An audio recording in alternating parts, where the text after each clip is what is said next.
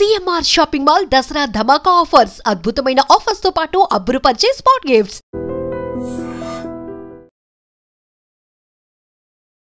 సిరిసిల్ల జిల్లా రాచర్ల బొప్పాపూర్ గ్రామంలో జరిగినటువంటి అత్యంత విషాదకరమైనటువంటి ఘటన. ఈమె పేరు వచ్చేసి రమ్య. యాక్చువల్లీ వాళ్ళ భర్త బతుకు తెరువు కోసం ముగ్గురు పిల్లలు, యాక్చువల్లీ దంపతులకు ముగ్గురు పిల్లలు. చాలామంది మనకు తెలుసు కదా, సిరిసిల్ల, కరీంనగర్, నిజామాబాద్ ఇట్లాంటి ప్రాంతం నుంచి చాలామంది ఇప్పటికీ కూడా దుబాయ్, మస్కట్ ఇట్లాంటి ప్రాంతాలకే వెళ్తూ ఉంటారు. ఎందుకంటే ఇక్కడ పెద్దగా అంతగా వాళ్ళకి భూమో ఇంకోటో లేకపోతే ఇక బతకడం కష్టం అనుకుంటారు. కాబట్టి వీళ్ళందరూ వలస పోతూ ఉంటారు. దుబాయ్కి వెళ్ళి భార్య తల్లిని వదిలిపెట్టేసి వెళ్తూ ఉంటారు. అందులో భాగంగానే ఈ ఫ్యామిలీ స్టోరీ కూడా అదే. కానీ ఈ చిన్నారులను చూడండి, ముగ్గురు పిల్లలు వీళ్ళకి. తండ్రి ఆల్రెడీ దుబాయ్లో ఉంటాడు, తల్లి ఒక్కతే ఈ ముగ్గురిని కూడా చూసుకుంటూ అత్తమామ దగ్గర ఉంటుంది. మనకు తెలుసు కదా, అత్తగారింట్లో అత్త కోడళ్ళ మధ్యలో చిన్న చిన్న పంచాయతీలు, అట్లాగే భర్త లేకపోతే భర్త దూరంగా ఉంటే కూడా చాలా ఫ్యామిలీస్లో చిన్న చిన్న ఇష్యూస్, అట్లాగే మనస్పర్ధలు అనేది వెరీ వెరీ కామన్. అట్లనే వీళ్ళ ఫ్యామిలీలో కూడా అత్తకు కోడలికి పడదు, రోజు ఏదో ఒకటి చిన్న చిన్న వాటికి గొడవ పడడం, ఇదంతా కూడా జరుగుతూ ఉంటుంది. ఇది అందరికీ కామన్, అందరి ఇళ్లలో కామన్ అనేటువంటిది. కానీ కొంతమంది తీసుకోలేరు. అంటే ఇంకెన్ని రోజులు, నేను ఇట్లనే పడి ఉండాలి, భర్త దూరంగా ఉంటాడు కాబట్టి భర్తకి ఏడ్చుకుంటూ ఫోన్ చేసి మాట్లాడడం, నేను ఇంట్లోకి వెళ్ళిపోతా, లేకపోతే నేను చచ్చిపోతా, ఇట్లాంటి మాటలు చాలా అంటే చాలా కామన్గా మాట్లాడుతూ ఉంటారు.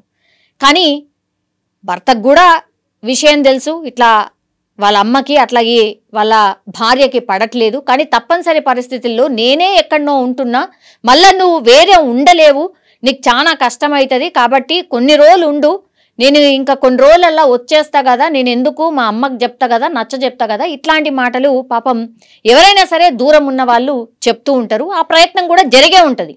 కానీ మరి ఏం జరిగిందో ఏందో తెలియదు. కానీ అత్త కోడళ్ళ మధ్య జరిగినటువంటి ఒక సంఘటన లాస్ట్కి వస్తే ఇప్పుడు రమ్య ఎవరైతే ఉన్నారో ఆమె ఉరి వేసుకొని చనిపోయేంత పరిస్థితికి తీసుకొచ్చింది అని అంటే మరి ఎంత భయంకరంగా గొడవలు ఉన్నాయి, మరి చాలా సీరియస్ గొడవలే ఉన్నాయా, ఎన్ని రోజుల నుంచి ఎన్నేళ్ల నుంచి ఇది నడుస్తోంది. ఎందుకంటే ముగ్గురు పిల్లలు కలిగారు వాళ్ళకి. దుబాయ్కి వాళ్ళ భర్త కొన్నేళ్ల క్రితం వెళ్ళాడట. మరి సర్ది చెప్పే ప్రయత్నం చేసినా కూడా ఈమె వినిపించుకోలేదా, లేకపోతే అత్త వినిపించుకోలేదా తెలీదు. లాస్ట్కి వస్తే ఇప్పుడు ఈ చిన్నారులు అమ్మ అమ్మ అంటూ ఏడుస్తున్నారు. వాళ్ళని రోజులాగే స్కూల్కి రెడీ చేసింది, పంపించింది. సాయంత్రం ఇంటికి వచ్చి చూసేసరికి అమ్మ శవం కనిపిస్తుంది, పిలిచినా పలకట్లేదు. ఇప్పుడు జవాబు ఎవరు చెప్పాలి? నిజంగా చిన్నారులని ఎవరు చూసుకోవాలి?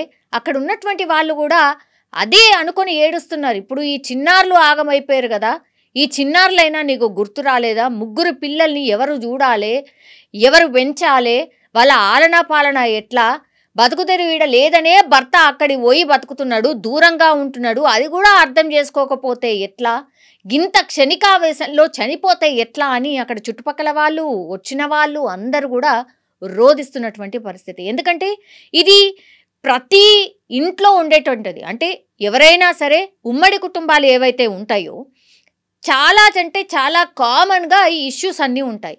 అర్థం చేసుకొని ఇన్నేళ్ల తర్వాత అర్థం చేసుకొని సర్దుకుపోవాల్సిందే. కానీ ఇట్లా చిన్న పిల్లల్ని ఆగం చేసి తల్లైనా తండ్రైనా ఇట్లా క్షణికావేశంలో చనిపోతే మాత్రం ఫర్దర్గా వాళ్ళ పిల్లలు అనుభవిస్తారు అనే ఒక చిన్న లాజిక్ని మిస్ అయితే పాపం ఇప్పుడు ఆ పిల్లలు అనాథలైపోయినటువంటి పరిస్థితి. రోజులాగా స్కూల్కి పోయి మేము వచ్చేసరికి అమ్మ మాకు ఏదో ఒకటి చేసి పెడుతుందిలే, అమ్మ మమ్మల్ని ఆలనా పాలనగా చూస్తుందిలే, మాకేదో తినిపిస్తుందిలే, ఇట్లా ఊహించుకొని వస్తారు కదా. ఒక్కసారి గుండె పగిలేలాగా వచ్చేసరికి అమ్మ శవం ఉంది, పిలిచినా పలకట్లేదు, వాళ్ళు అర్థం చేసుకునే స్టేజ్లో కూడా లేరు. చాలా చిన్న చిన్న పిల్లలు, వాళ్ళు ఏడుస్తుంటే చుట్టుపక్కల వాళ్ళు కూడా ఏడుస్తున్నటువంటి సిచ్యువేషన్.